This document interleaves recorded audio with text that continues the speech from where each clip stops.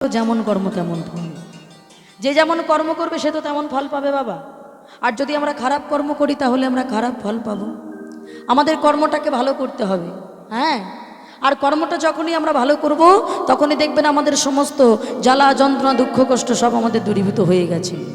বলে দেখো, আমরা যদি কর্ম ভুল করি এমন একটা বস্তু, কারণ আমরা তো কলির জীব, কখন আমাদের কোন কাজে অপরাধ হয়ে যায় আমরা নিজেরাই জানি না বাবা। বলে দেখো, অপরাধ এমন একটা বস্তু যে আমাদেরকে তো ছেড়ে দেওয়া দূরে থাক, ভগবানের বাবাকে পর্যন্ত ছাড়িনি। হ্যাঁ, অপরাধ এমন একটা বস্তু ভগবানের বাবাকে পর্যন্ত ছাড়িনি, এমনকি ভগবানের মাকে পর্যন্ত ছাড়িনি, এমনকি ভগবানের ছেলেকে পর্যন্ত ছাড়িনি বাবা। অপরাধ এমন একটা বস্তু, অপরাধ এমন একটা বস্তু বাবা যে ভগবানকে পর্যন্ত ছেড়ে দিল না। আর আমরা তো কোথায় সাধারণ হলাম একটা তুচ্ছ মানুষ। ভালো করে ভাবেন, তাহলে আমরা যদি অপরাধ করি, অপরাধ কি আমাদেরকে ছাড়বে? তাহলে এই অপরাধ থেকে বাঁচার উপায় হলো একমাত্র হরিনাম। মনে করে দেখুন, ভগবানের পিতা কি অপরাধ করেনি?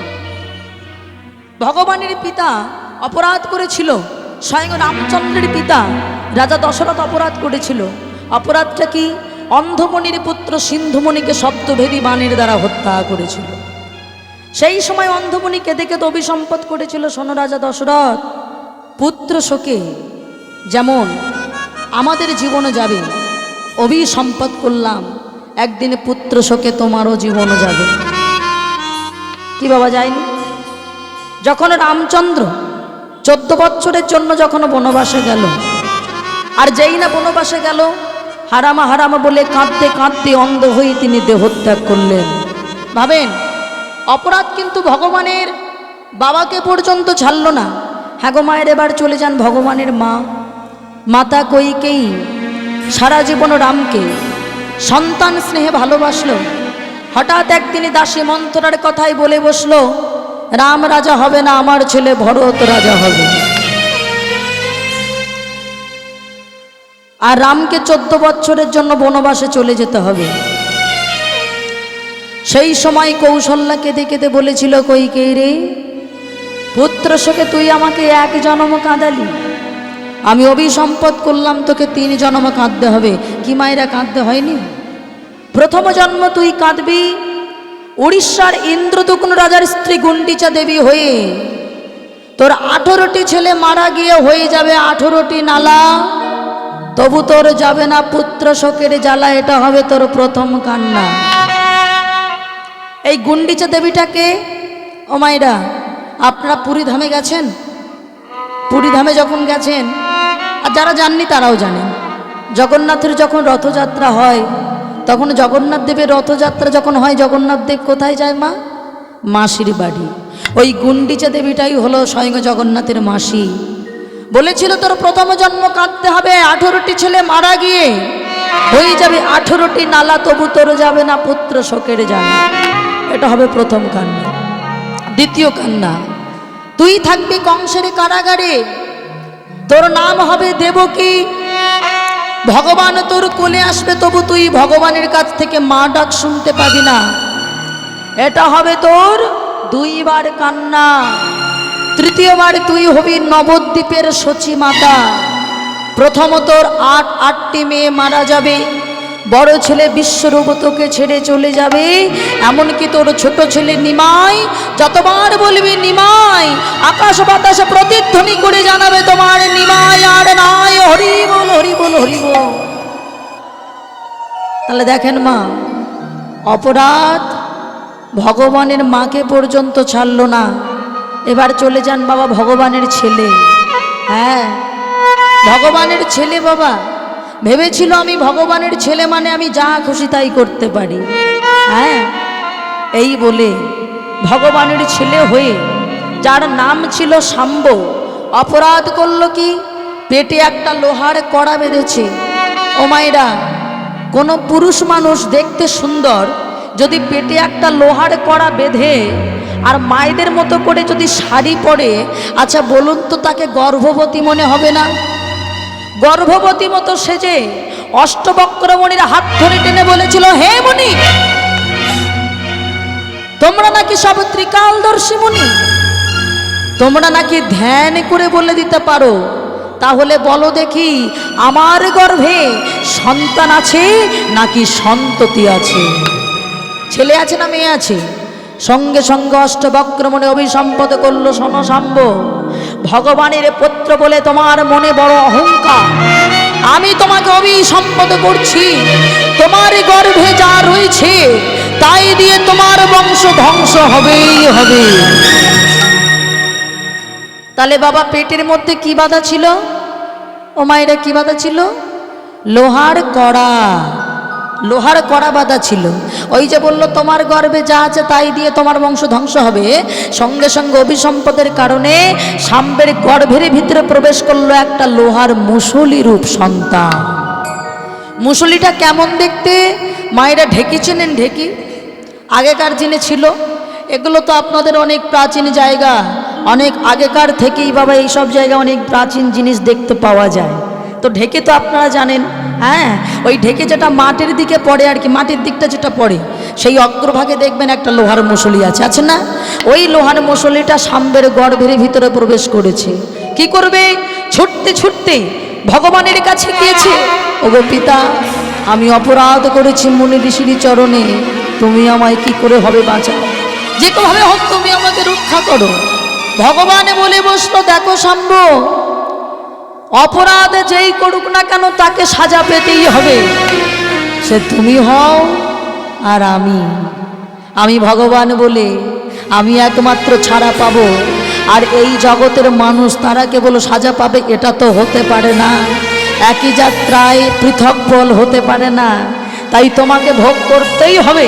এক কাজ করো, তুমি সমুদ্রের তীরে গিয়ে উদরটা ঘর্ষণ করো, আর সমুদ্রের তীরে গিয়ে যখন উদরটা ঘর্ষণ করবে, সেই ঘর্ষণের ফলে বাবা যখন ঘর্ষণ করছে ওই গর্ভের ভিতরে যে লোহার মুসলি আছে ওই মুসলির কণাগুলো এবার ক্ষয়ে ক্ষয়ে চলে যাচ্ছে। ওই যে মুসলির কণাগুলো ক্ষয়ে ক্ষয়ে চলে গেল, তা থেকে একটা গাছের সৃষ্টি হলো, যার নাম হলো সরগাছ। সরগাছের সৃষ্টি হলো। এবার একটা ছোট্ট মুসলি জন্ম দিয়েছে, ওই মুসলিটাকে নিয়ে তাড়াতাড়ি করে বাবা জলের ভিতরে নিক্ষেপ করেছে। আর যেই না জলের ভিতরে নিক্ষেপ করেছে, আগো মায়েরা, নদীতে সমুদ্রে কত ধরনের মাছ থাকে, একটা মাছ ওই লোহার মুসলিটাকে ভালো একটা খাবার মনে করে বাবা খেয়ে ফেলেছে।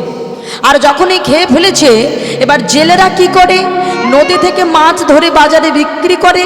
এখন এক জেলে ওই নদী থেকে মাছ ধরে যখন বাজারে গিয়ে বিক্রি করছে, সেই মাছটাই উঠেছে যার পেটের ভিতরে ওই লোহার মুসলিটা থেকে গেছে। এবার মাছটা যখন কেটে বিক্রি করছে, ওই মুসলিটা নিতে একজন গেল, তার নাম হলো জরাব্যাধ। কেন? জরাব্যাধ ভাবলো, আমি তো ব্যাধ, আমি প্রাণী শিকার করি, আমি প্রাণী হত্যা করি, তার মানে ওটা আমার কাজে লাগবে। এই বলে ওই মুসলিটাকে নিয়ে গিয়ে বাবা বাড়িতে নিয়ে গিয়ে ধারালো অস্ত্র বানিয়েছে। ধারালো অস্ত্র বানিয়ে ও মায়েরা গুছিয়ে সযত্নে রেখে দিয়েছে, কোনো প্রাণী দেখলেই শিকার করে। ঠিক এমন সময় একদিন ভগবান গাছের ডালে বসে আর পাটাকে মাটির দিকে ঝুলিয়ে রেখেছে। ভগবানের চরণতলটা ছিল লাল পদ্মের মতো। ব্যাধ ভাবলো বোধহয় আমি কোনো পাখি দেখতে পেয়েছি, তাড়াতাড়ি করে যেই না তীর দ্বারা নিক্ষেপ করলো, ভগবান আমার সঙ্গে সঙ্গে দেহ ত্যাগ করলেন। আচ্ছা বলেন তো মায়েরা, আমাদের কবে জন্ম ভগবান জানেন, আমাদের কবে মৃত্যু সেটাও ভগবান জানেন, তাহলে ভগবানের যে কবে মৃত্যু হচ্ছে সেটা ভগবান জানে না? কি বলেন? ভগবানের আসলে কোনোদিন মরণ হয় মা? ভগবান যদি না থাকতেন, এই আকাশে প্রতিদিন সময় মতো করে চন্দ্র সূর্য কার কথায় ওঠে বাবা, কার কথায় অস্ত যায়? আমরা এই যে আলো বাতাস পাই কার জন্য পাই? তিনি যদি না থাকতেন, আজকে হরিবাসর হচ্ছে কার জন্য? কি বলেন বাবা? ভগবানের মৃত্যু হয় না, ভগবান আসলে দেহত্যাগ করেছিলেন। কেন? ভগবানে বুঝিয়ে দিলেন, দেখো আমি ভগবান বলে আমিও কিন্তু সাজা পেতে পারি, কারণ আমিও একদিন অপরাধ করেছিলাম। কেমন অপরাধ জানো? ত্রেতা যুগে বাবা এই ব্যাত তো আর কেউ নয়, এ হলো বালির পুত্র অঙ্গদ। কারণ ভগবান ত্রেতা যুগে অন্যায়ভাবে বালিকে হত্যা করেছিল, আর বালির পুত্র অঙ্গদ সে কথা জানতো না। তিনি কিন্তু রামচন্দ্রকে, ওই রাবণকে বধ করার জন্য সাহায্য করেছিল। যখন যুদ্ধ হয়ে গেল, ভগবান রামচন্দ্র বলছে, হ্যাঁ গো অঙ্গদ, তুমি আমার কাছে কিছু একটা চাও। বলেছিল, দয়াময় আমি তোমার কাছে কিচ্ছু চাইব না, শুধু একটা জিনিস চাইব, যে আমার পিতাকে মেরে ফেলেছে আমি যেন তাকে নিজ হাতে হত্যা করতে পারি। ভগবান মাথায় হাতটা দিয়ে বলে দিলেন, তথাস্তু। ও মায়েরা, আমরা হলে পারবো? আমরা কি আমাদের মৃত্যু কামনা চাই বাবা? ভগবান বলে পারলেন, বলে দিলেন তথাস্তু। কেন?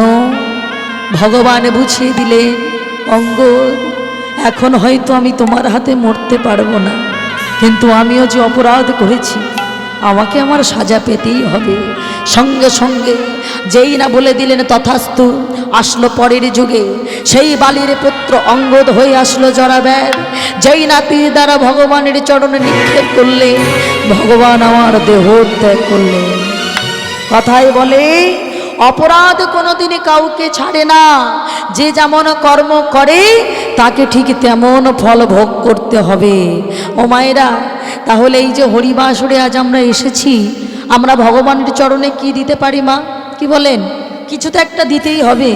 এই সকাল থেকে বসে আছি আমরা, দেখুন কত সুন্দর করে আপনারা সূর্য পূজা দিয়েছেন, কত ফল দিয়েছেন, কত ফুল দিয়েছেন, কত মিষ্টান্ন দিয়েছেন। আচ্ছা বলেন তো মা, কোনোটাই কি আমাদের নিজের? কোনোটাই তো আমাদের নয়, সবটাই তো তার, সবটাই হলো আমার ভগবানের। এই পৃথিবীটায় আমরা যখন এসেছিলাম উলঙ্গ অবস্থায়, আর যেতে হবে আমাদেরকে উলঙ্গ অবস্থায়। বলে দেখো, কোমরে সামান্য একটা ঘুনসি পর্যন্ত থাকবে না, তাহলে তোমার নিজের কি? ভগবান বললেন, নিজের যদি হয় সেটা হলো একমাত্র চোখের জল। ওই যে একটা বাবা গানের ভাষায় বলে না, ওগো দয়াময় কি দিয়ে পুজিব ভগবান, আমার নিজের বলেই তো কিছুই নাই, কি দিয়ে পুজিব ভগবান, ওগো তোমারে আমি কি দিয়ে পুজিব ভগবান। আমার বলিতে কিছু নাই হরি, আমার বলিতে কিছু নাই হরি, আমার বলিতে কিছু নাই হরি। রিভাব ডিলেটা দাও। আমার বলিতে কিছু নাই হরি, সকলি তোমারি কি দিয়ে পুজিব ভগবান। হরিবল হরিবল হরিবল হরিবল। কি দিয়ে পুজিব ভগবান। আগো মায়েরা, এবার গানের কথাগুলো বুঝতে হবে। মন্দিরে তুমি, মূর্তিতে তুমি, পূজার ফুলে তুমি, তবু গীতে তুমি, তুমি মূর্তিতে তুমি, পূজার থালায় তুমি, তব গীতে তুমি। কি বলছে মা? বলে এই যে মন্দিরটা আমরা তৈরি করেছি ইট কাঠ পাথর দিয়ে, তার ভিতরেও কিন্তু ঠাকুর পৃথিবীতে তো সব কিছু তোমার হাতেই সৃষ্টি, জল বায়ু ইট পাথর যা কিছু সব তো তোমার সৃষ্টি, তাহলে তোমাকে আমরা কি দিয়ে দিতে পারি? পৃথিবীর বুকে ফল গাছ তৈরি হয়, সেটাও তোমার সৃষ্টি, ফুলের গাছ তুমি তৈরি করো, সেটাও তোমার সৃষ্টি, আমার নিজের বলে কিছুই নাই ওগো দয়াময়। মন্দিরে তুমি মূর্তিতে তুমি পূজার ফুলে তুমি তব গীতে তুমি মন্দিরে তুমি মূর্তিতে তুমি পূজার ফুলে তুমি তব গীতে তুমি ভগবানের দিয়ে ভগবানের পূজা ভগবানের দিয়ে ভগবানের পূজা ভগবানের দিয়ে ভগবানের পূজা ভগবানের দিয়ে ভগবানের পূজা তুমি যদি ভাবো অপমান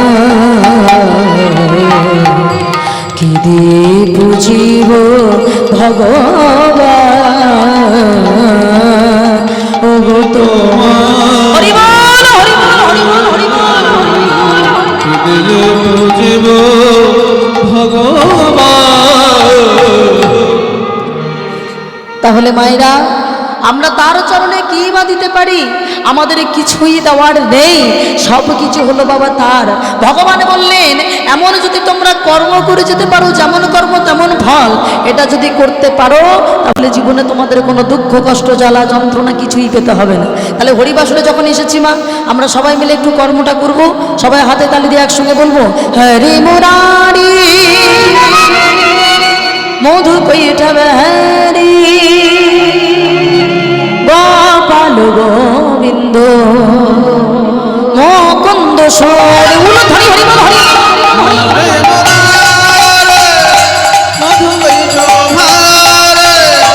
গোপাল গোবিন্দ মুকুন্দ সৌরে হরি মুরারি মধু কৈঠা হরি গোপাল গোবিন্দ মুকুন্দ সরে হরি বল উলো ধরি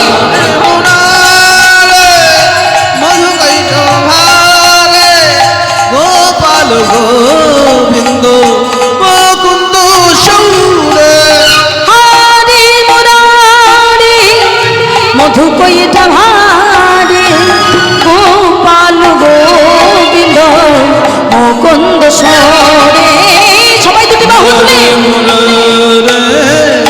মধুকৈট ভারে গোপাল গোবিন্দ মুকুন্দ সৌরে হরি মুরারি মধু কৈঠা ভারি গোপাল গোবিন্দ মুকুন্দ সরে হরে মুরারে মধুকৈট ভারে গোপাল গোবিন্দ মুকুন্দ সৌরে হরি মুরারি মধু কৈঠা ভারি গোপাল গোবিন্দ মুকুন্দ সরে হরি বল হরি বল হরি বল হরি বল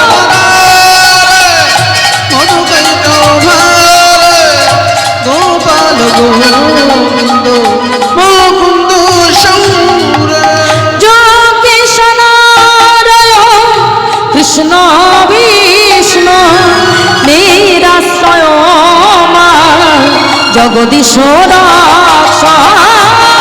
কৃষ্ণ নারায়ণ কৃষ্ণ বিষ্ণু নিরাশ্রয় মা জগদীশ্বর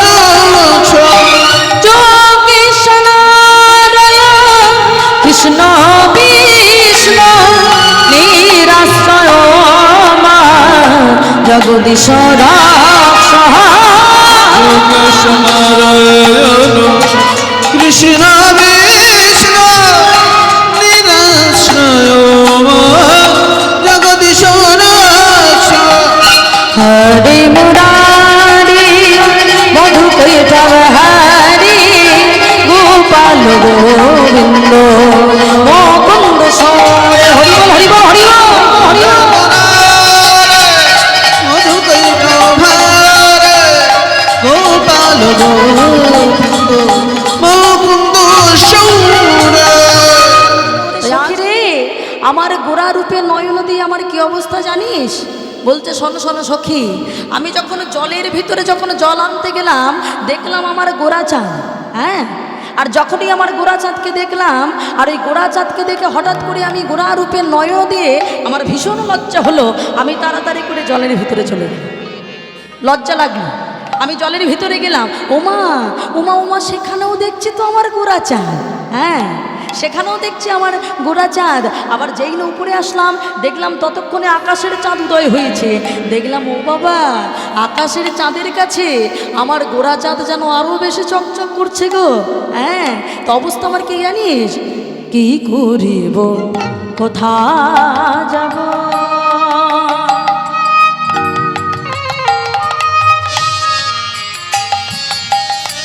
আমার গোরা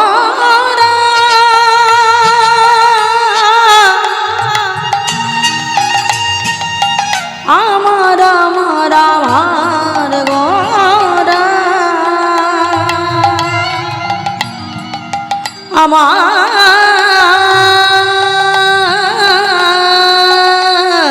গোরা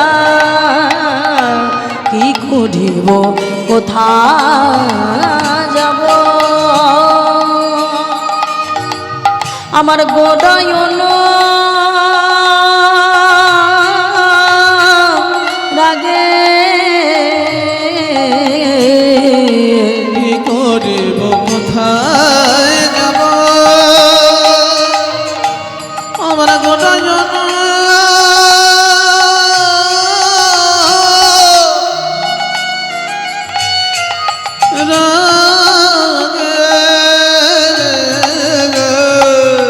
আয় অনুক্ষণ গোরা প্রেম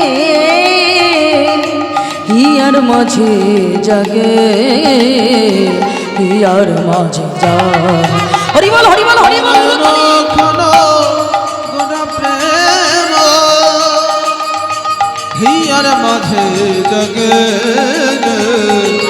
হিয়ার মাঝে জাগে বলি হিয়ার মাঝে জাগে গো, হিয়ার মাঝে জাগে গো বলি হিয়ার মাঝে জাগে গো, হিয়ার মাঝে জাগে গো ওই গোরা চাঁদ বদন খানি হিয়ার মাঝে জাগে গো, ওই গোটা চাঁদের বদন খানে হিয়ার মাঝে জাগে গো আহায় অনুক্ষণ গোরা প্রেম হিয়ার মাঝে জাগে, হিয়ার মাঝে জাগে হরি বল হরি বল হরি বল গোটা প্রেম হিয়ার মাঝে জাগে হিয়ার মাঝে জাগে তাই বিষ্ণুপ্রিয়া দেবীর এমন কথা শুনে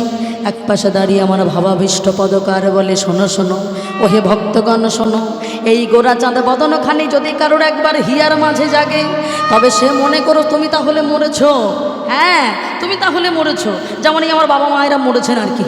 হ্যাঁ, মরেননি, সব দিয়ে সব হননি। আমি প্রথমেই বলেছি, কারণ বিষ্ণুপ্রিয়া দেবী তিনি সব দিয়ে সব হয়ে গেছিলেন। মানে কি বলে শোনো, একটি হলো দন্তস্ব বা সব, আর একটা হলো তালিবস্য বা সব। কেমন বলে, তালিবস্য বা সব মানে হলো মৃতদেহ। তবে আমরা মরে গিয়ে বাবা মৃতদেহ হয়ে লাভ নাই, যদি বেঁচে থাকাকালীন ভগবানের চরণে যদি সব দিয়ে সব হতে পারি। বলে শোনো শোনো গো দয়াময়, এই দেহ দেহ আমার দেহ জীবন যৌবন বিষয় ভব আমি সব তোমায় দিয়েই আমি সব হয়েছি। অর্থাৎ মৃতদেহের যেমন নিজের বলে আপন বলে কিছু থাকে না, তেমন আমি তোমায় দিয়েছি। শোনো শোনো, আমার গৌরাঙ্গ পীড়িতিখানে কেমন জানো? গৌরাঙ্গ পীড়িতিখানে বডম বিষয়। বলো ধ্বনি, বলো ধ্বনি। গোপীরিতে খানে বড়ই বিষয়। গৌরাঙ্গ পীড়িতিখানে বড়ই বিষয়। গোপীরিতে খানে বড়ই বিষয়। বাসু কহে না রইল কুলের ধর, বাসু কহে না রহিল কুলের ধর। আজ রইল না রে, রইল না, রইল না, আলে রইল না, রইল না, রইল না, রইল না। আমার জাতি কুলমান সবই গেল, রইল না, রইল না। যত কুলমান সব খোলাম, রইল না, রইল না। ওই গৌরাঙ্গের নয়ন দিয়ে রইল না, রইল না। গৌর রূপে নজর দিয়ে রইল না, রইল না। আর বাসু কহে না রহিল কুলের ধর, বাসু কহে না রহিল কুলের ধর। তাহলে মায়েরা এতক্ষণ আমরা কোথায় ছিলাম মা? গোড়ার কথা শুনেছি মানে এই নবদ্বীপ ধামেই এখন আছি, মানে নবদ্বীপই ছিলাম। এবার আমরা কোথায় যাব? মধুময় শ্রী ধাম বৃন্দাধরানী আমার বলি উড়ি সখিরে তো দিগেরে ফেলে আমার ওই একা একাই অসকালে। ও মায়ের অসকালে মানে কি? মানে সন্ধ্যার সময়। সন্ধ্যার সময় আমার তো জল ভরতে যাওয়া উচিত হয়নি। কক্ষে কলসি নিয়ে আমি জল ভরতে কেন গেলাম?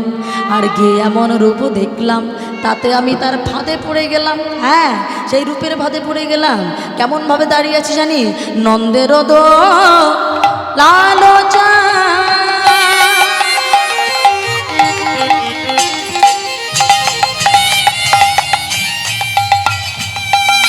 পাতিয়ারো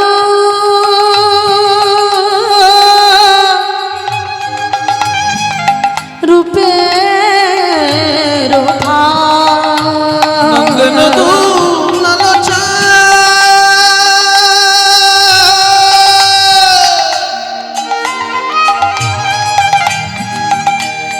পাতিয়া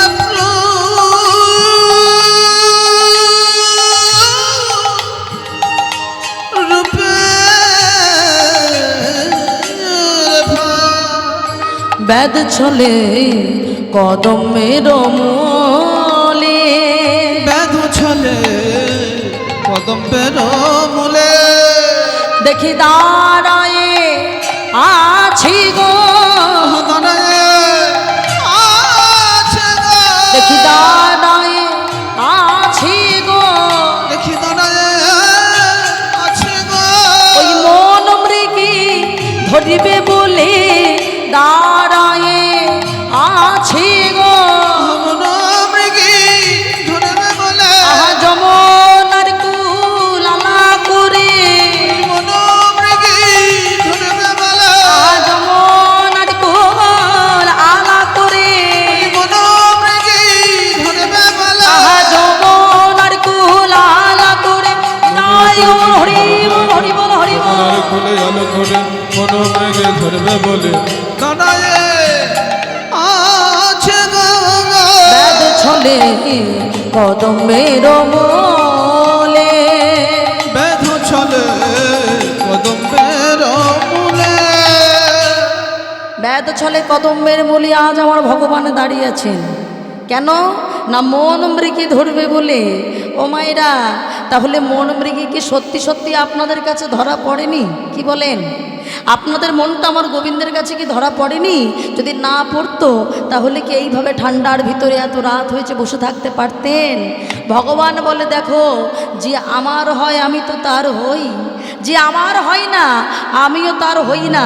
যে আমায় চায় আমিও তাকে চাই, আর যে আমায় না চায় আমিও তাকে না চাই, আবার আমিও তাকে না চাই। ভালো করে কথাগুলো বুঝুন বাবা। যে আমার হয় আমিও তার হই, যে আমার হয় না আমি তার হই না। যে আমায় চায় আমিও তাকে চাই, আর যে আমায় না চায় আমিও তাকে না চাই। কেন জানো? বলে পার্থিব জগতের সুখ স্বাচ্ছন্দ্য নিয়ে যারা মেতে থাকে, আমি চাই তারা একটু ভালো করে আরো মাতুক, তারা যেন আমাকে কোনো দিনের জন্য না পায়। আগো বাবা ভালো করে ভাবেন তো, ভগবানকে বাবা ডাকলেই কি পাওয়া যায়? ভগবানকে দুর্যোধন সব সময় দেখতো, তাই বলে কি ভগবানকে চিনতে পেরেছিল? কি বলেন মায়েরা? সব সময়ের জন্য ভগবানের সঙ্গে চলতো, শুধু তাই নয়, দুর্যোধনের সঙ্গে ভগবানের একটা সম্পর্ক ছিল, যেটার নাম হলো বিয়াই মশাই। বিয়াই মশাই সম্পর্ক, তা সত্ত্বেও চিনতে পারিনি। কেন? বলে ভগবানকে দেখতে গেলে যেটা দরকার সেটা হলো এই জ্ঞানের শক্তি, দিব্য শক্তি, এটা দরকার, না হলে তুমি তাকে দেখতে পাবে না। কেন? ভগবান বলেন, শোনো, আমাকে যদি পেতে হয় মাত্র দুটো জিনিস দিলে আমি তোমাদের কাছে কেনা হয়ে যাব গো। সেটা কি জানো? বলে আমি দুটো জিনিস সহ্য করতে পারি না, এক হলো ভক্তের অহংকার, এক হলো ভক্তের চোখের জল। দুর্যোধন আমাকে অহংকার করে বলেছিল, ও কৃষ্ণ তুমি খেতে ভালোবাসো, আমার কাছে আসবে, আমি তোমাকে 64 প্রকারের ব্যঞ্জন দিয়ে সাজিয়ে দেব। ভগবান গিয়েছিল বাবা, ভগবান ওই নিমন্ত্রণটা এক কান দিয়ে ঢুকিয়ে না আর এক কান দিয়ে বার করে দিয়েছিল। হ্যাঁ, গিয়েছিল কার কাছে মা? হ্যাঁ, যার বাড়িতে একটা চালের দানা পর্যন্ত খুঁজে পাওয়া যায় না, পরাশরী দেবীর কাছে গিয়ে বলেছিল, ও মা, মাগো আমায় একটু খেতে দেবে মা, আমার খুব খিদে পেয়েছে। আচ্ছা মায়েরা বলেন তো, যিনি আমাদের খাবার জোগাড় করে রাখে সেই ভগবান যদি খেতে চায়, তার আনন্দটা কেমন? পরাশরী দেবী বলেছিল, কৃষ্ণ রে, ও বাবা, এমন দিনে তুই আমার কাছে খেতে চেয়েছিস বাবা, আমার কাছে যে একটা চালের দানা পর্যন্ত নাই, আমি কি করব? মনে মনে ভাবলো, কৃষ্ণকে কিছু তো একটা দিতে হবে, কি করব? যখন চুপ করে বসে আছে, ভগবান বলে বসলো, ও মা, তুমি ভাবছো কি তোমার বাগানে দেখো না কলাগুলো কেমন হলুদ হয়ে পেকে আছে, দাও না মা, আমার যে খুব খিদে পেয়েছে, কলাগুলো পেড়ে নিয়ে। ও মায়েরা, ভগবানকে কেউ যদি বুকের ভিতরে জড়িয়ে ধরতে পারে, বলুন তো তার আর জাগতিক জ্ঞান থাকে? জাগতিক জ্ঞান হারা হয়ে গেছে। কোলের ভেতরে কৃষ্ণকে নিয়ে বুকের ভিতরে জড়িয়ে ধরে বলছো, বাবা তুই আজকে এই হতভাগিনীর কাছে এসেছিস বাবা। ভগবান বলেন, আমি তার কাছে যাই যার কিছু দেওয়ার থাকে না।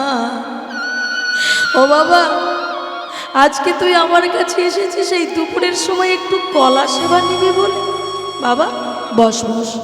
ও মা কোলের ভিতরে বসিয়ে যখন কলার খোসাগুলো ছাড়িয়ে দিচ্ছে না, এমন জাগতিক জ্ঞান হারা হয়ে গেছে, কোনটা যে কলার খোসা, কোনটা যে কলার শ্বাস বুঝতে পারিনি। ওই বারবার শ্বাসগুলো নিয়ে মাটির ভিতরে দিচ্ছে আর খোসাগুলো নিয়ে আমার ভগবানের মুখের মধ্যে দিচ্ছে। আচ্ছা ভাবেন তো মা, ভক্ত না হয় ভুল করছে, আচ্ছা ভগবান কেন ভুল করছে? ভগবান তো ভুলটা ধরিয়ে দিতে পারত, যে মাগো তুমি আমাকে কলার খোসাটা কেন দিচ্ছ, আমাকে একটু শ্বাসটা দাও, এটা কেন বললেন না? ভগবান আসলে শিক্ষা দিয়ে গেলেন জীবকে, ওহে জীব, তোমরা আমাকে দেখে শেখো, কেউ যদি ভালোবেসে দেওয়ার মতো দেয়, আমি তার কাছে বিষ পর্যন্ত গ্রহণ করতে পারি। বিষ কে দেয়নি গো? বিষ দেয়নি, কে দিয়েছিল মা? পুতনা রাক্ষসী ভালোবেসে গোপালকে বিষ দিয়েছিল। আমার মায়েদের বলবো, মা আপনাদের অনেকের ঘরে তো গোপাল আছে, আচ্ছা আপনারা যখন গোপালকে সেবা দেন, হ্যাঁ গো মায়েরা, আমরা কখনো নকুল দানা দিতে পারি, কখনো একটু রাজভোগ, কখনো বাতাসা, কখনো ফল, তার যেদিন যেটা জোটে আর কি, আমাদের উপরে নির্ভর করে আর কি। সে তো চাইতে পারে না, যে মাগো তুমি আমায় এত ভালো কিছু দাও, তা আমরা যাই দেই না কেন বলেন তোমার কোনোটা কম পড়ে? আপনি যদি দুটো মিষ্টি দেন একটা মিষ্টি কম পড়ে? কই আমরা তো কোনোদিন গোপালের কাছে গিয়ে কোলের ভিতরে নিয়ে বলি না ও বাবা তুই খাচ্ছিস না কেন? কি বলেন? আমরা তো গোপালের মা। তাহলে আপনার নিজের ছেলে যখন খায় না আপনি কি করেন? আরে সোনাটা খা, মানাটা খা, ও বাবা না খেলে তোর শরীর খারাপ করবে, আমরা বলি কি না বাবা? কিন্তু ভগবান যখন বাবা গোপাল রূপে তাকে যখন ভালোবেসেছি, ওই কোনোদিন তো কোলের ভিতরে নিয়ে বলিনি ও বাবা তুই খাচ্ছিস না কেন বাবা, একটু খা না বাবা। ভগবান আসলে কি বলে জানেন? যে তোরা আসলে নিয়ম করতে হয় তাই করিস। কই কোনোদিন তো বুকের ভিতরে জড়িয়ে ধরে বলিস নি ও বাবা একটু খানা বাবা, এটা আমরা কেউ বলিনি। তো আজকে কে বলছে না পুতনা রাক্ষসী নিজ দুগ্ধে বিষ খাইয়ে মারবি বাবা ভগবানকে? শুধু মারার কৌশলটা ভাবুন। দুধের ভিতরে নিজে দুগ্ধের মধ্যে বিষ মাখিয়েছে, কোলের ভিতরে নিয়ে বলছে ও গোপাল গোপাল একবার খানা গোপাল। ও মায়েরা খুব ভালো করে ভাবেন, ছোট্ট একটা বাচ্চাকে যদি কেউ কোলে করে তার পাটা কোথায় থাকে বাবা? এইখানে থাকে না, যেখানে ভগবানের পা থাকে সেই জায়গায় কোনোদিন রাগ থাকতে পারে, কোনোদিন ক্রোধ থাকতে পারে। বুকের ভেতরে নিয়ে বলছে গোপাল খাস না কেন, খা। ভগবান ওই পুতনার মুখের দিকে তাকিয়ে মুচকে মুচকে হাসছে। কিরে গোপাল হাসিস কেন? বলে ওরে পুতনা হাসবো না, এই জগতে সবাই আমায় রাজভোগ দিয়ে পেল না, আর তুই কিনা আমাকে বিষ দিয়ে বেড়ে। ওরে পুতনা ভালোবেসে কেউ যদি আমাকে বিষও দেয় আমি যে সেটাও গ্রহণ করি। হরি বল হরি বল। আসলে আমরা ভালোবাসতে জানি না মা। আমরা মন্দিরে গোপাল রাখি কিন্তু কোনোদিন কোলের ভেতরে নিয়ে আমরা ভালোবাসতে পারি না যে বাবা তুই একটু আমার হাতে খা না বাবা। আপনাদের এই পাশে শ্রীখণ্ড বলে একটা জায়গা মনে আছে বাবা? রঘুনন্দন কি করেছিল? একটা 5 বছরের ছেলে ভগবান যে পাথরের ঠাকুর যে নিজে হাতে খায় না সেটা সে জানতো না। কি করেছিল? ভগবান খাবে না বলে গলায় দড়ি দিতে গিয়েছিল। ভাবতে পারে গলায় দড়ি দিয়েছিল যে শোনো ঠাকুর তুমি যদি না খাও আমি এই গলায় দড়ি দিয়ে মরবো, বলে দিলাম তুমি খাও আগে তুমি। ভগবানে থাকতে পারিনি, পাথরের ঠাকুর অচল ভগবানের সচল হয়ে যে টুলের উপরে দাঁড়িয়ে যে চৌকির উপরে দাঁড়িয়ে গলায় দড়ি দিতে যাবে ছুটে গিয়ে ভগবানের রঘুর পাতা জড়িয়ে ধরেছিল। ও রঘু নেমে আয়, নেমে আয়, তুই মরিস না, আমি কথা দিলাম আমি পাথরের ভগবান আমি নিজে হাতে নাড়ু তুলে খাবো। খাইনি মা। এই তো বর্ধমান জেলা পাশে কাটোয়া মহকুমার অন্তর্গত শ্রীখণ্ড গ্রাম, যেখানে সেই রঘুনন্দনের এখনো সেই ছোট্ট সোনার গোপীনাথ আছে হাতে অর্ধ নাড়ু নিয়ে। তবে সেটা মা আমরা দেখতে পাবো পাথরের। কেন? কারণ আমাদের তো দেখার চোখ নাই, আমরা দেখবো কি করে? ভগবান আসলে কি বলে জানেন? ভগবান বলে আসলে তোরা তো আমার কাছে চাইতে জানিস না। আচ্ছা মা এই যে আপনারা বসে আছেন খুব ভালো করে মন থেকে একটা উত্তর দেবেন, মন থেকে একদম উত্তর দেন। এই যেখানে বসে আছেন কোনোদিন ওই মন্দিরে যখন প্রণাম করেছেন কোনোদিন বলেছেন যে ঠাকুর আমি তোমাকে চাই? বলুন কারা কারা বলেছেন একটু হাত তুলে দেখান দেখি। এই যে কয়েকজনে বসে আছেন, আমার এই এক মা বলেছেন। আর দেখেছেন আমরা কতটা স্বার্থপর। ভগবান যেখানে বলে গেছেন ভক্তই আমার মাতা, ভক্তই আমার পিতা, ভক্তই আমার গুরু, ভক্তেতে রেখেছে নাম বাঞ্ছা কল্পতরু। ওই ভক্তগণ তোমরা ছাড়া যে আমি বড় একা গো, আমি যে ভক্ত বৎসল ভগবান, তোমরা যদি আমার সামনে দাঁড়িয়ে হরিনাম করে আনন্দ করো, নৃত্য করো, তাহলে আমিও অন্তর থেকে ভীষণ আনন্দ পাই। তোমরা যদি আমার নাম নিয়ে কাঁদো, তবে তোমাদের ভিতরের যেটা দুঃখ সেটা আমি মোচন করার চেষ্টা করি। এই যে আমার বাবা মায়েরা বসে আছে, আচ্ছা বলেন তো মা, আমাদের ভিতরের যত দুঃখ, হরি বল হরি বল,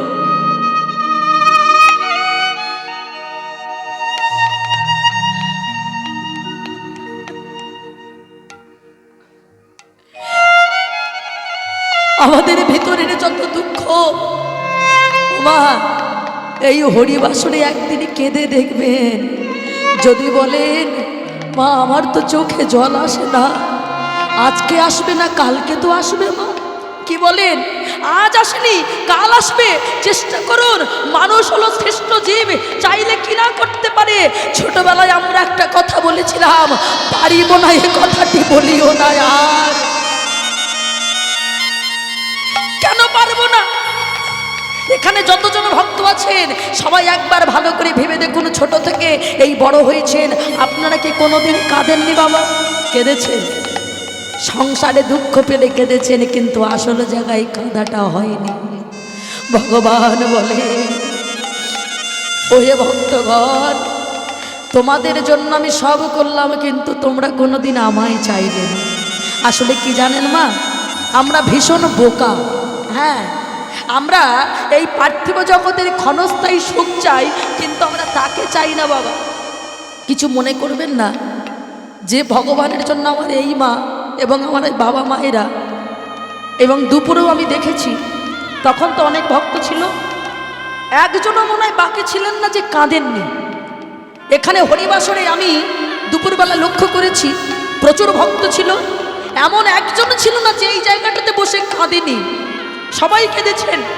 আপনারা অনুরাগী ভক্ত, আপনাদের কাছ থেকে আমরা অনেকটা পাই বাবা। আমরা তো গান করলে টাকা নিয়ে চলে যাব, কিন্তু এই যে ভালোবাসা আমার ভগবানের প্রতি, ভগবানের প্রতি যে অনুরাগ, এটা কোথায় পাওয়া যাবে মা? তাই তো আমাদের ছুটে আসা, যে শুধু অর্থ তো আজকে নিলে কাল তো আমার সঙ্গে যাবে না, কিন্তু আপনাদের এই অনুরাগ ভালোবাসাটা হয়তো আমার সঙ্গে যাবে। চাই না। তা দেখুন বাবা, আজকে ভগবানের কাছে চেয়েছিলেন কিন্তু বলিরাজা। ভালো করে ভেবে দেখেন, বলিরাজার দরজার সামনে ভগবান গিয়েছিলেন ও মায়েরা, বামন অবতারে, বেটে ব্রাহ্মণ হয়ে। হ্যাঁ, আর যখন গিয়েছে সঙ্গে সঙ্গে বলিরাজা বলে বসলেন, কি চাই বলুন। আচ্ছা মায়েরা, আমাদের তারও তো ভিখারি আসে, আমরা কি বলি নাকি কি চাই বলুন? কি বলেন বাবু? যদি সব চাই তাহলে তো বিপদে পড়ে যাব। বলে বসলো, হ্যাঁ গো বলিরাজা, আমি যা চাইবো তুমি কি তাই দিতে পারবে? কেন পারবো না? হ্যাঁ নিশ্চয়ই পারবো। বারে বাবা, হ্যাঁ যাও, তুমি বড় হও, মানুষের মতো মানুষ হও, ভগবানের চরণে লাগো, এটাই বলবো, আর কি চাই, যাও। আজকে যেইরা বলেছে বাবা যে আমি কিছু একটা চাই, সঙ্গে সঙ্গে বলিরাজা বলে বসলো, তুমি তুমি কে চাও আমার কাছে?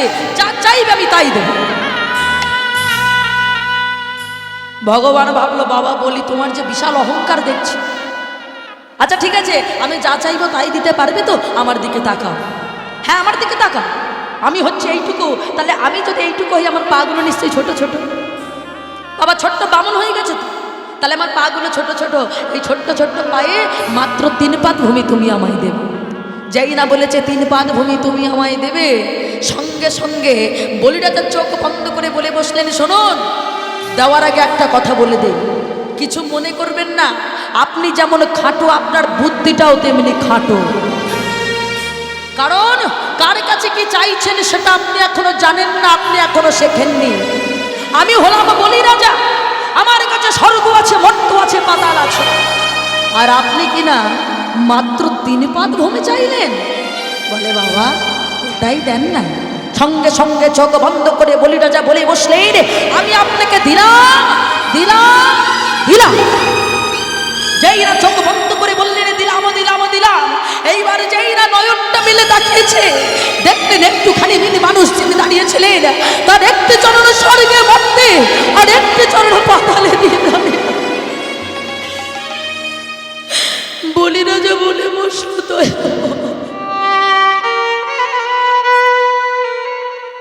আমি তোমাকে চিনতে পারিনি, তুমি আমার কাছে কি রূপে আসলে আমি চিনতে পারিনি। আমি এবার কি করব? আমাকে তো তার মানে নরকে যেতে হবে। ও মায়েরা, আমরা তো এ যুগে সবাই বউ হতে পারি মা, সহধর্মিনী সবাই হয় না। তবে আপনারা সহধর্মিনী মা, যারা কৃষ্ণ নামে কাঁদতে পারে তারা কি সহধর্মিনী না হয়ে পারে বাবা? বলিরাজের স্ত্রী বিন্ধ্যা দেবী এসে বলল, ওগো স্বামী, তুমি ওনাকে 2 পাত ভূমি দিয়েছ, আর 1 পাত ভূমি দাও। বিন্ধ্যা, উনি একটি চরণে স্বর্গ মর্ত, একটি চরণ পাতালে দিয়েছে, আমার আর কিচ্ছু নেই। কি বলছো কিছু নেই? তখন থেকে বলেই যাচ্ছ তুমি কিছু নেই কিছু নেই। আরে বাবা, এই তোমার যে 3.5 বিঘা জমিটা আছে ওটা দিতে পারছো না?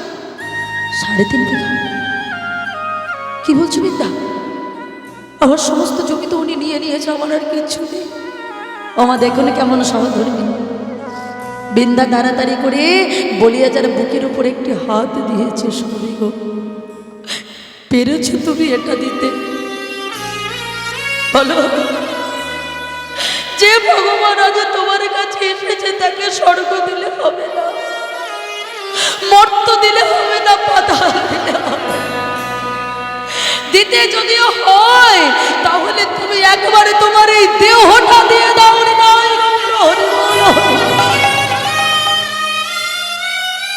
ওমা যেই না বলেছে, এক পাশে দাঁড়িয়ে আছে আমার ভগবান, এক পাশে দাঁড়িয়ে আছে নিজের স্ত্রী বিন্ধ্যা।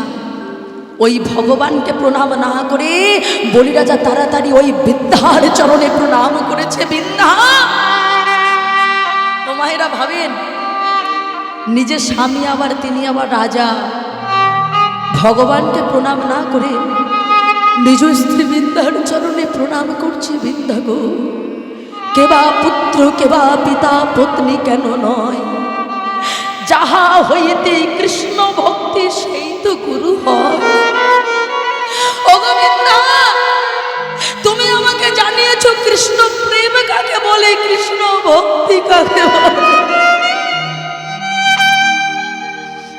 নিজ স্ত্রী বিন্ধ্যার চরণে প্রণাম করে ও মায়েরা ধীরে ধীরে যেই না ভগবানের সম্মুখে মাথা পেটেছে, অমনি সমন দমনকারী ভগবান বলিরাজার মস্তকের উপর একটি পা তুলে দিয়েছে।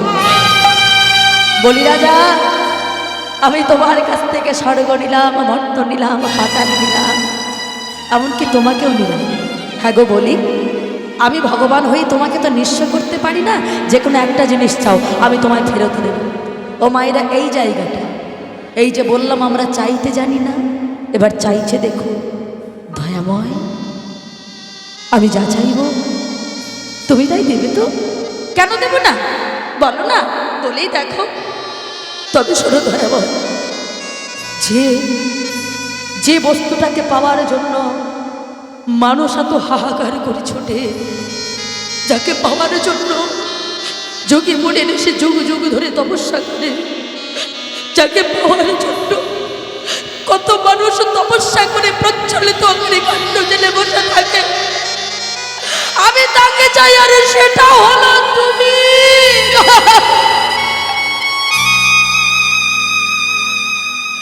আমি শুধু তোমাকে চাই।